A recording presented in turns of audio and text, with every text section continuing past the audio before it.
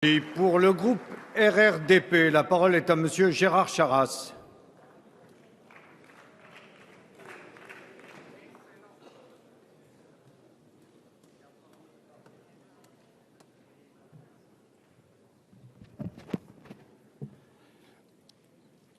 Monsieur le Président, Monsieur le Premier ministre, Mesdames et Messieurs les ministres, Madame la Présidente de la Commission des Affaires étrangères, Madame la Présidente de la Commission de la Défense, mes chers collègues.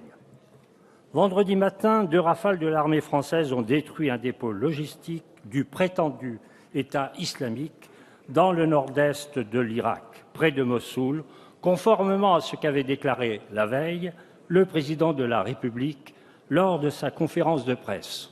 Le même jour, comme le prévoit le texte de la Constitution, les présidents de l'ensemble des groupes parlementaires ont été convoqués à la conférence des présidents de ce matin et le décret du lundi 22 septembre a fixé l'ordre du jour de cette séance, au cours de laquelle les membres de la représentation nationale sont informés de la situation.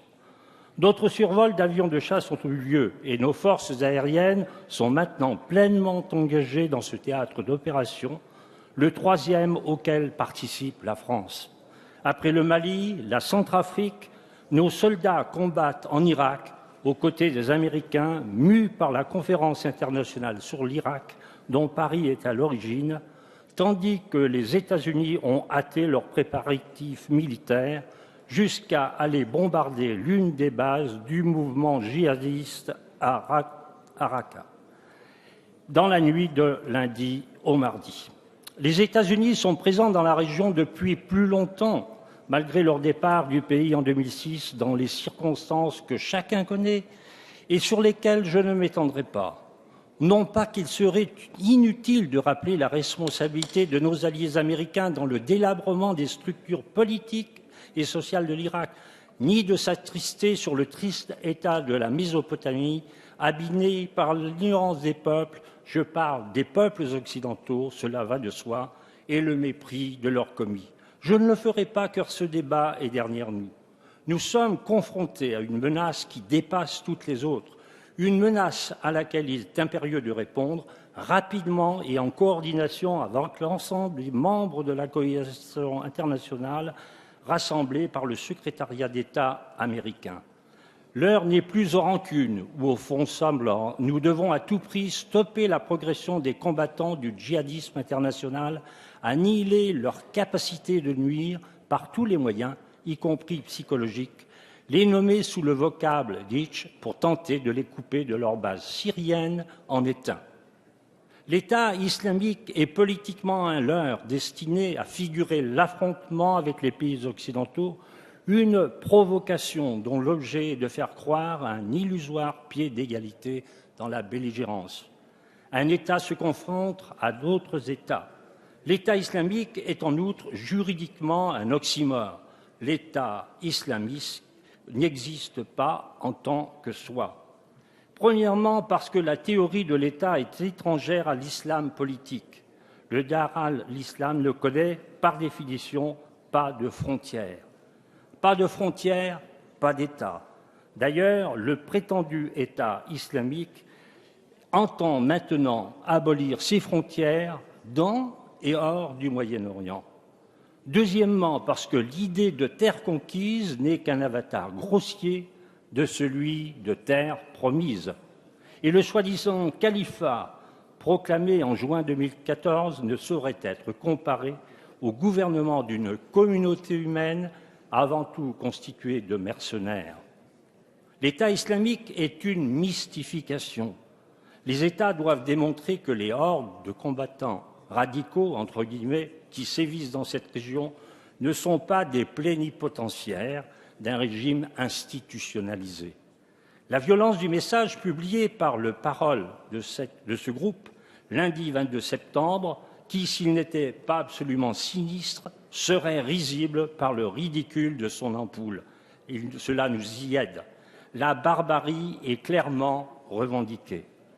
Et le lendemain, Hervé Gourdel était enlevé et menacé de mort en Algérie par un groupe dénommé Yound al-Khalifa, dont le chef est un affidé du prétendu État islamique. La guerre contre le fanatisme sunnite va donc se jouer des frontières. Si les deux pays membres de la coalition internationale participant directement aux opérations de combat, la France et les États-Unis, interviennent en Irak à la demande de Bagdad, intervenir en Syrie dans ces conditions est évidemment impossible. Cependant, comme l'a estimé le ministre des Affaires étrangères à la veille de l'ouverture des débats à l'Assemblée générale des Nations unies, une interprétation extensive de l'article 51 de la Charte pourrait permettre juridiquement d'agir en Syrie. Ce point doit être précisé, Monsieur le Premier ministre. Alors que les États-Unis viennent de livrer leur premier raid aérien contre l'État islamique en Syrie, nous interdisons, nous, de le faire. Ce qui ne signifie pas que nous devions abandonner notre capacité de décision autonome, essentielle dans cette partie du territoire du Moyen-Orient et indispensable du point de vue politique et militaire.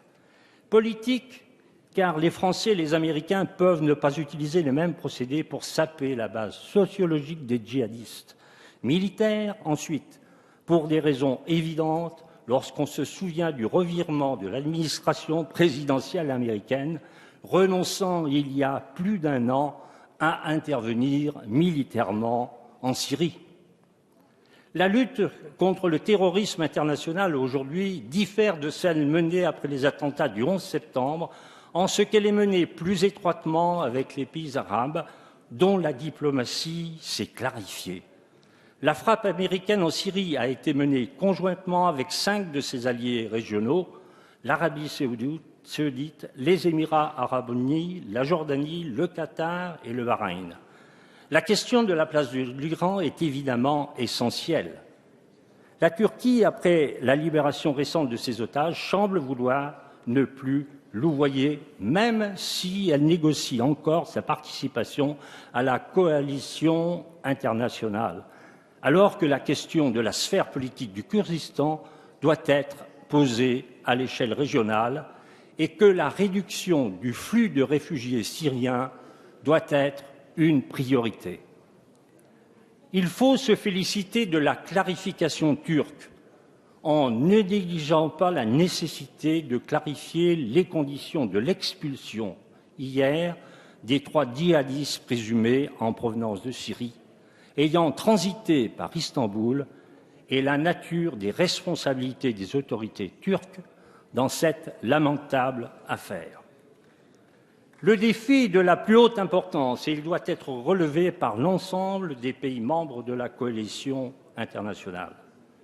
Cela signifie que chacun doit participer activement à cette lutte en ne laissant pas aux seuls pays participant aux opérations de combat la charge, en particulier financière, de la guerre internationale contre le terrorisme.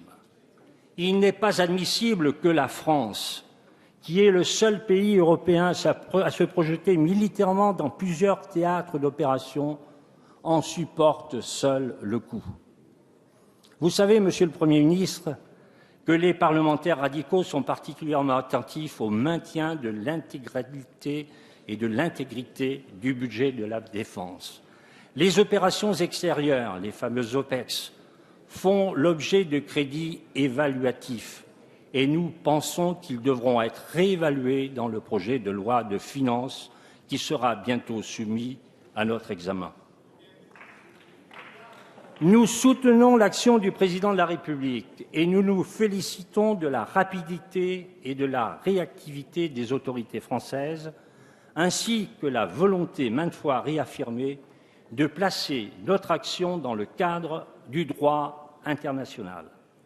Nous soutenons la décision de procéder à des frappes aériennes en Irak pour affaiblir durablement et profondément le prétendu État islamique et ses avatars barbares, tout en sachant qu'un appui de forces spéciales au sol est souvent nécessaire pour décupler l'efficacité de telles opérations. Nous souhaitons être constamment informés de leur suite, ainsi que de l'activité des services de renseignement français en matière de lutte contre le terrorisme. Il existe une délégation parlementaire au renseignement. Nous souhaitions créer une délégation parlementaire à la lutte contre le terrorisme sur le même modèle Mais la Constitution serait ainsi faite qu'un parlementaire ne peut proposer de modifier la structuration des travaux de l'Assemblée dont il est membre. On ne peut que le regretter. Cependant, la Constitution prévoit l'autorisation expresse du Parlement lorsque l'intervention militaire à l'étranger excède 4 mois. Nous aurons, à n'en pas douter, de nouveau à délibérer des moyens que la France se donne pour lutter contre le djihadisme international qui menace la sécurité de nos concitoyens et défie notre ordre républicain. Je vous remercie. Merci, monsieur.